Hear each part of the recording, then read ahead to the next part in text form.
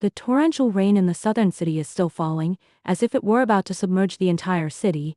Ruan Mian's fingers, gripping the silver fork, turned pale from the sheer force she was exerting, and her knuckles cracked audibly. Her gaze was fixed firmly on the tabletop, refusing to lift her head, and even more so, refusing to meet the eyes of the man who had just sat down across from her. Shen Wang, the man who, during last night's torrential downpour, had possessed her like a wild beast, and then, as the first rays of morning sunlight streamed in, coldly turned his back on her. Did the kitten scratch it? There was a hint of disbelief in Wen Yuan's voice. She put down her chopsticks and her gaze darted back and forth between Ruan Mian and Shen Wang.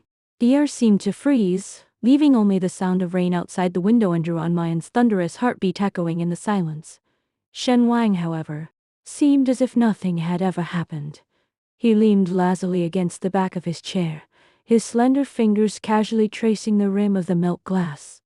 His peach-colored eyes were slightly upturned, exuding a cool, nonchalant detachment. "Otherwise what?" he countered, his voice low and hoarse, almost as if he just woken up, or as if he were still reeling from a hangover. Wen Yunyu was momentarily choked by his remark, but, in the end, she just gave a cold snort and said, "Sit yourself. Now that you're back, pull yourself together. Mian is about to take the college entrance exam. Don't go and set a bad example for her." Shen Wang replied softly, his gaze finally falling upon Ruan Mian. That gaze was unnaturally calm, so calm it resembled a deep, bottomless pool of still water. There was neither the frenzy nor the possessiveness of last night, nor any hint of warmth at all. It was as if the man who had whispered in her ear last night, "Baby, you're mine," had been nothing but a hallucination of Ruan Mian's own mind.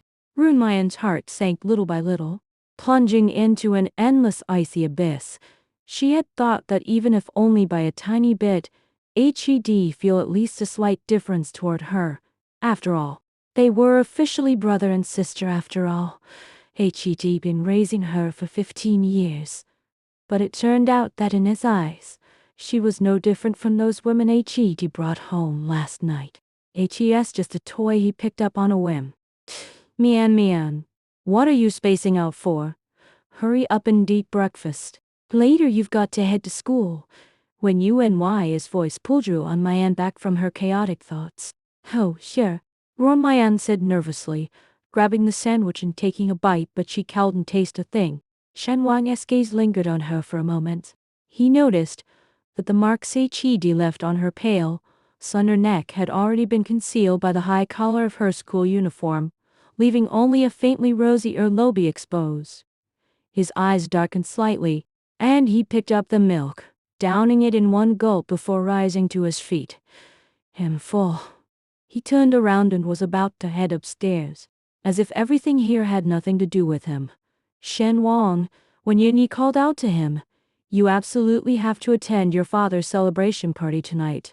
Also, although Mian's birthday has already passed, let's make it up tonight. Remember to get her a gift." Shen Wang's footsteps paused for a moment. He didn't turn around. Instead, he simply gave a faint hum and continued walking up the stairs.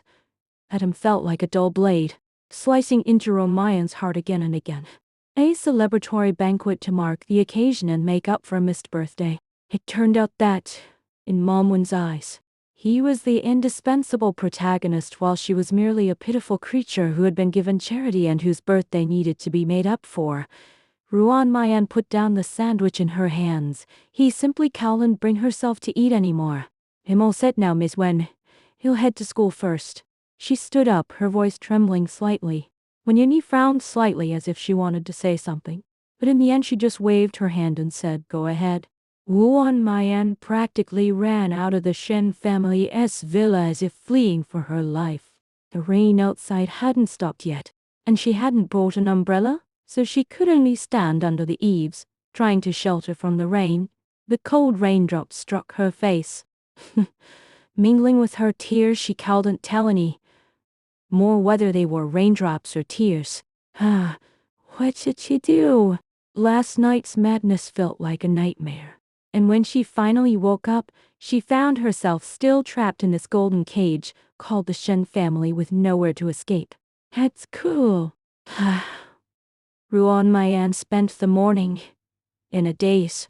During recess, her good friend Lin Xiaoxiao leaned in, her face full of curiosity, and asked her, Mian, you didn't come to the birthday party last night. I heard Shen Wanya's back. Was he even more handsome than in the photos? Nguyen Min's body suddenly went rigid. Lin Xiaoxiao kept chattering away. I heard HES. Now the youngest rising star in finance on Wall Street. And this time HES back to take over the Shen group? Oh my gosh, it's like a novel protagonist stepping right into real life. Mian. You've grown up with him, have you been? Xiaoxiao? Ruan Mian abruptly interrupted her, her voice so sharp that it startled even herself. Lin Xiaoxiao froze, looking at her with a bit of confusion. Mian, what's wrong? Ruan Mian realized her inappropriate behavior. She took a deep breath and tried hard to calm herself down. It's nothing. I'm not really close to him. Not close? Lin Xiaoxiao looked utterly incredulous. You're officially siblings after all, nominal siblings. These 5 characters pierced Ruan Mian's heart like needles. Yeah, just step minus siblings in name only, so he can possess her without any guilt, while she can only silently endure it. During her lunch break, Ruan Mian hid alone on the rooftop to eat. She took out her phone and, for some inexplicable reason, opened Shen Wang's WeChat moments. A blank sheet of paper. 2 years ago, when he went abroad, he blocked her. All she can see now is just one of his recent posts. There is no text, just a photograph. The photo shows a solid -black cat curled up on the sofa, with a half -Eaton's, and which placed nearby. Nguyen Min's heart suddenly clenched. That was the sandwich she hadn't finished eating in the morning. What does he mean? Is he reminding her that just like this cat HES been keeping as a pet, she can only depend on him indeed? The food he deigns to give her? A wave of humiliation surged through her heart. Nguyen Min's fingers trembled as she reached out to tap the small red cross, determined to block him completely. Just then the phone vibrated. It's a private message from Shen Wang. Just one sentence. Don't leave after school, I'll pick you up. Ruan Mian stared at those words, and her eyes instantly turned red. Not but fear. She didn't want to see him again, didn't want to face that man who was completely different on a rainy night versus early morning. Her fingers trembling, she typed a single word in reply, no. As soon as the message was sent, the other party immediately showed typing. I waited for ages, but there was still no new message in that dialogue box. Ruan Mian was growing increasingly anxious and was just about to put away her phone when a commotion broke out downstairs. She leaned forward and looked down and was instantly struck dumb with shock.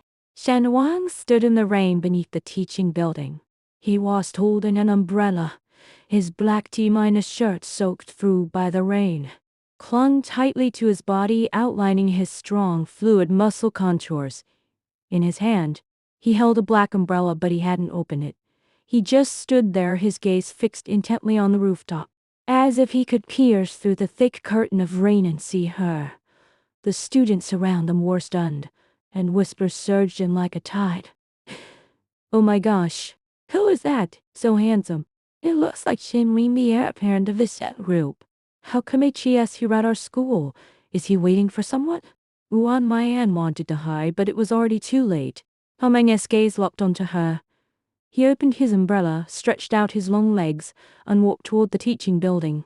Step by step. His pace was steady, each step felt as though it were stepping directly onto Ruan Mian's heart. Soon, he walked onto the rooftop.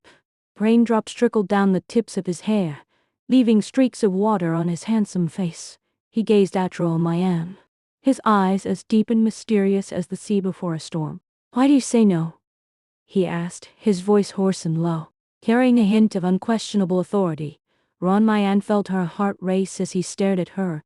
She instinctively took a step backward, her voice trembling. I can get back on my own. Ruan Mian, Shen Wan called her name, his tone laced with a hint of warning. Don't test my patience. He took a step forward, closing in on her, his towering figure completely enveloped her.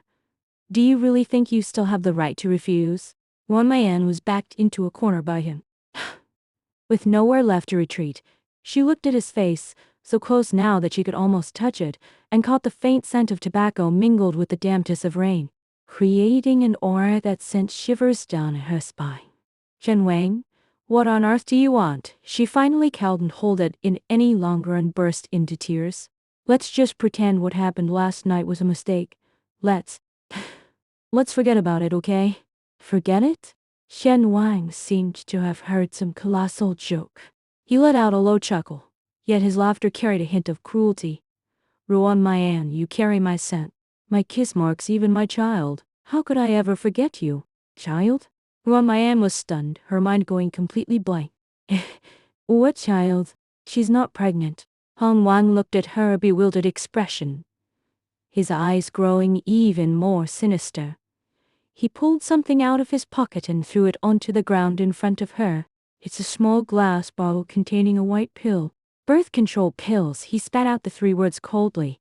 Do you really think it'd let you off the hook just because of that one little no? Ruan Mian stared at the pills on the ground, her face as pale as paper.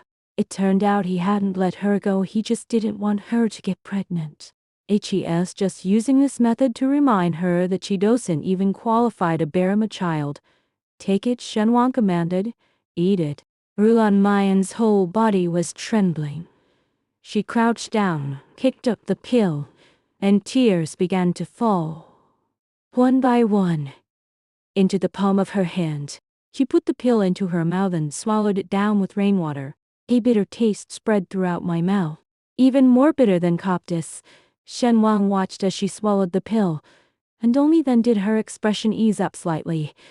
He reached out, intending to wipe away the tears from her face, but Ruan Mian instinctively flinched away from his touch. His hand froze mid-minus air, and his gaze instantly turned cold.